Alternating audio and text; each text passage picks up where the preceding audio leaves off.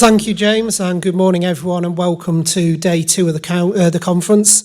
As any of you who were here for my closing remarks yesterday will have heard, where I said that housing is an absolute cornerstone of what we need to do over the next 12 months and the work that's been going on so far in this administration. The presentation today is titled Foundations for the Future, Planning for 1,000 New Houses. And the presentation is going to provide an overview of the work that government's done on the supply side of the housing market and government's role enabling the market to produce the homes that we need. So our plan is to stimulate the construction of more homes in the right places to meet our community needs. We do recognise that across the island there is varying needs and not all communities are the same and demands will differ. It does take time to do, and there's been an awful lot of planning going into this over the life of this administration so far. But the key decisions that we take now will definitely have impacts on future generations. So what has been achieved so far? What have we made progress on? Well, firstly, we commissioned the Objective Assessment of Housing Needs, known as the OHAN. It sounds quite strange to say this was quite revolutionary for us because other jurisdictions have been doing this for a while, but it was new for us to actually go out and properly assess where do we believe the demand is going to be between now and 2041. We've also focused on homelessness because, again, that is something that on the island in the past has gone somewhat under the radar. We don't have the same homelessness problems that you see in other jurisdictions of people necessarily out on the streets, being seen in doorways. Our problem has been more focused on people who are sofa surfing, moving between friends and family, and so it's been much more hidden. So we have created now, for the first time, a proper homelessness pathway where people can seek help and support to not only get a roof over their head temporarily, but also get referred into other services that may help and support them to be able to get more long-term accommodation that is stable for them. We've had a high number of planning permissions and approvals for dwellings over the life of this administration. Between July 2021 and May 2025, there was 1,329 planning permission approvals put in place. That's higher than we've seen in similar periods previously. And crucially, something that the Department of Infrastructure has been working on is a housing agency to be able to drive the provision of social and affordable housing and ensure that that's actually coordinated and there's an agency that is purely looking at that and focusing on the delivery. So in terms of the housing supply and demand, we know that there is a problem in the market and that we're not building the number of homes that we need. We are actually in the shortage quadrant of that particular graph that you can see there. And things could actually get worse if we don't actually increase supply, because we know from the OHAN, which gave a broad range of where we believe population growth will be and demand of housing will be between now and 2041, that even on the low growth piece, if we don't actually increase that supply, then we won't be able to get the people into the island, but also crucially retain the people we've already got. One of the things we need to focus on is ensuring that young people on our island can actually get themselves a home and be able to remain and work on our island.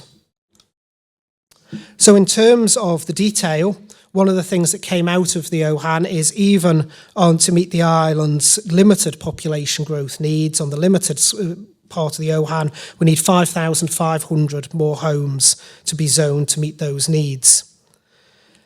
So land supply is absolutely key to the effective housing market. And if we don't actually do something to increase that supply, then affordability will get worse for home buyers because there'll be more demand, but not houses to meet that demand. So in terms of increasing land supply, if we increase the land supply, then that will enable more housing to be constructed. And also, if demand is high and we increase the land supply, then it goes without saying that construction should also increase as well. Now, there are other elements, of course, to an effective housing market, and we will be looking at those too. And those elements include infrastructure, construction sector capacity, which is an absolutely key one, because if you're going to build these houses, the construction sector has to have the capacity and will to do so, and also supply chains for building products. We know since COVID that there's been issues around the globe in terms of getting the supplies of building products and the cost of those products as well. So we are also looking at what we can do to help in that regard. So the levers for land supply, well, that is basically the planning framework. Government and Tynwald actually determine the planning framework for the island, and in short, putting it briefly, what can be built where. So there's two main instruments to achieve this. So the first is the island-wide strategic plan and the local area development plans. So both of these instruments are currently under review. The North and West Area Plan that people will have heard me talking about in recent weeks will be coming before Tynwald in October. And we also have the island-wide strategic plan that is now out being consulted on as well. And it's absolutely vital that we get these right, because these are what will drive and provide the framework for us to be able to move forward in relation to our housing supply between now and 2041. So in terms of the North and West Area Plan, the plan as it stands increases zoning for homes, but it is also linked to certain safeguards to ensure that development is sustainable. So the Council of Ministers is also going to be looking at how public service provision actually ties in as well, because one of the things that we recognise with any building and any construction is that you need to have the infrastructure that goes with it. So things like schools, things like GPs, things like shops, conveniences, and also infrastructure in general, roads. So we will actually be looking at that too as part of this, and it's subject to Tynwald approval in this coming month of October. And we will see what Tynwald says when it's laid before them. In terms of the strategic plan, that provides the overall planning policy framework for the island, with high-level policies for the development and use of land. So the next strategic plan will absolutely shape what the island's going to look like in the future, and it will guide land use and development, ensuring that growth is both managed and sustainable.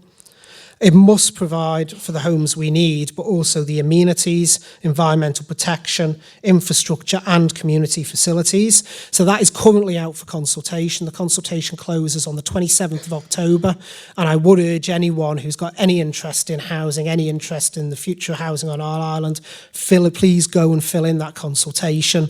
It is quite a large consultation, I'll admit that now, but it is worth the time doing, and all views will be taken into consideration. The strategic plan last had any form of update back in 2016, where the numbers in it were updated, but there hasn't been a proper review since around about 2007, 2008. So it is absolutely critical that we get this right, as this is what will drive change in terms of housing. So the preliminary publicity that we're doing is just the first formal stage in the preparation of the development plan, and it sets out the issues which a plan will deal with and the options being considered. So like I say, please do get involved. We're also doing work on empty properties. We recognise that there are quite a number of empty properties around the island. Some of those properties have been empty for a number of years. I know as a constituency member in Douglas, there has been properties that people see constantly on the daily commute that have been empty not for 1 or 2 years, but in some cases 10, even 20 years. So we do need to do some work on ensuring that those properties actually end up as part of the existing housing stock and actually refilled. So Treasury is currently consulting on a proposal to remove the exemption from rates that applies to dangerous or ruinous buildings. So this would provide a disincentive for dilapidated properties remaining as they are, because at the moment there is those rate exemptions that those who own those properties can actually end up with. So the consultation for that closes on the 17th of October, and again I would hope that people will actually go and feed in, because it is crucial, and it is a crucial part of our strategy to ensure that empty properties come back into circulation. There are already grants in place to help refurbish vacant properties above town centre retail premises. I did an interview the other day where I stated that one of the things we need to be looking at as well is bringing populations back into the town centres, potentially looking at flats above shops where office space might have been empty for a long time as we change the way that we work. And that is another element that is feeding into our housing strategy. But we will have more to say on that in the new year. So as an island, we do have some difficult decisions to make about our land supply. It's a key element of the government's work to address housing affordability in the long term, and zoning requires very careful planning. If we can get empty properties back into use, it will have a positive impact on supply. We need to be ensuring that we use what we've already got to better advantage. And there are tough decisions to be made, but the point with this administration over the next 12 months, we need to ensure that we've got a grip on it and that we have got things in the right place so that our younger people can actually have a home on the island. We recognise that there is very much a challenge around younger people needing to be able to stay on the island, wanting to work on the island, but not being able to actually get their property that they require. So I've moved on to Tim's presentation in a moment, but in terms of housing, what I would actually say is it is an absolute cornerstone of this government. The next 12 months is going to be absolutely crucial to delivering that, and we look forward to engaging with all of you. There are several consultations out at the moment, including both the strategic plan and also the empty properties, and I would urge anyone who has any interest in housing, please do fill those in, share your views, because that is what is going to drive things forward in the next 12 months. Thank you very much.